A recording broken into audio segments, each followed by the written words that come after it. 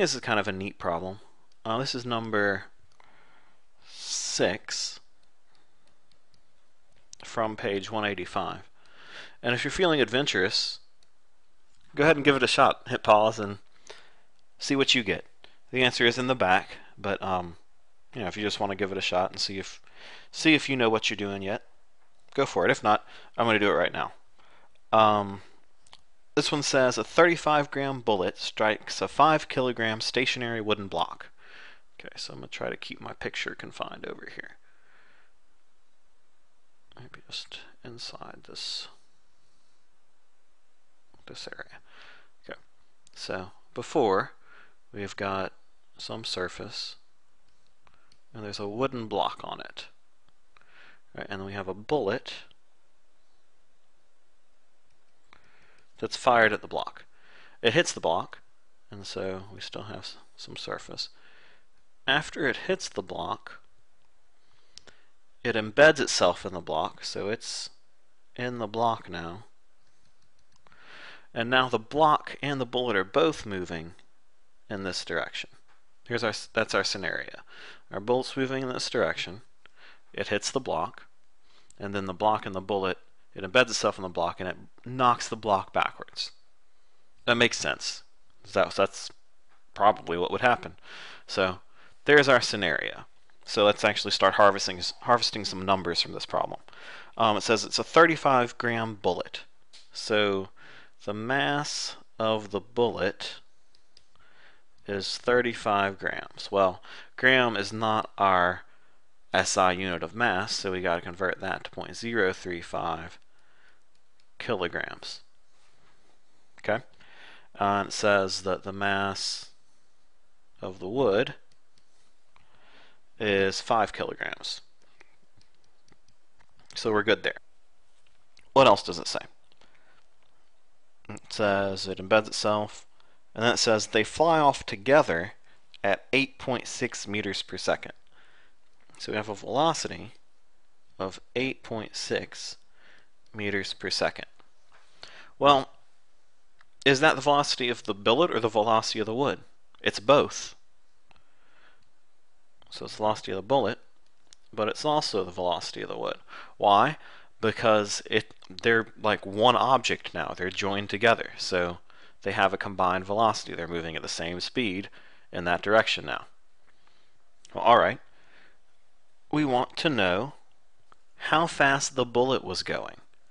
So we want, here's what we're looking for. We're looking for the velocity of the bullet to start with. This is actually, these are v primes. These are our velocities after impact. We're looking for the velocity of the bullet before the impact. What was the velocity of the wood before the impact? Well, we know that. The velocity of the wood was 0. It was sitting still. Okay. So, if we want to figure this out, this is easy. We know that velocity velocity A plus, we don't have any A's. What am I doing?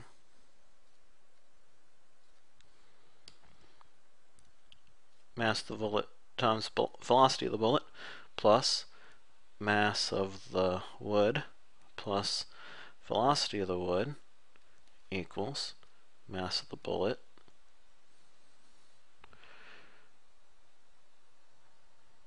plus, look what I'm going to do here, mass of the wood times the velocity of the bullet or the wood or both. You see what I did there? I could have gone ahead and written it the normal way, mb vb prime plus mw vw prime. That would have been fine. I could have written this instead. But I didn't, because I knew that those velocities were the same, so I figured it's going to make my algebra easier down the road if I just add and then multiply instead of multiplying and adding, multiplying again. It's one less step of arithmetic.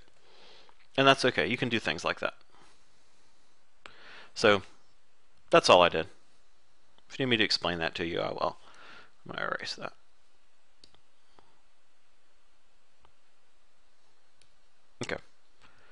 I'll switch colors just for some variety. So start plugging in. I mean, or actually, I'm gonna solve this for VB this time, just to show you that it is in fact possible. Yuck. Okay, so I'm gonna get MBVB. I'm gonna subtract this from both sides. So I'm gonna get MB plus MW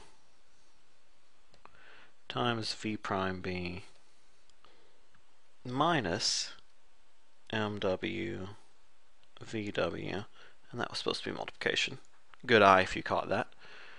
Then dividing by what are we solving for? Solving for VB, so divide by MB. So we're going to get VB equals MB plus MW times V prime B minus MW VW over MB. Yuck. But there's our equation.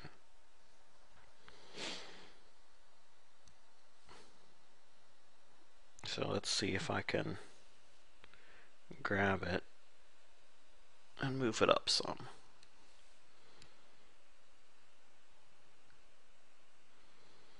Let's move it all the way up here.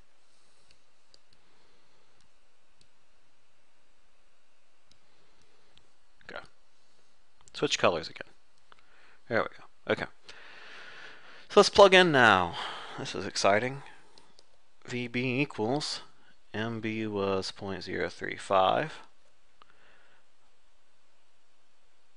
plus MW was 5 times velocity B 8.6, velocity prime B, that was supposed to be 8.6 minus MW, which was 5, times VW, which was 0. Well, that's nice, that'll drop off. I'll make this a little bit easier. Divided by MB, which was 0.035.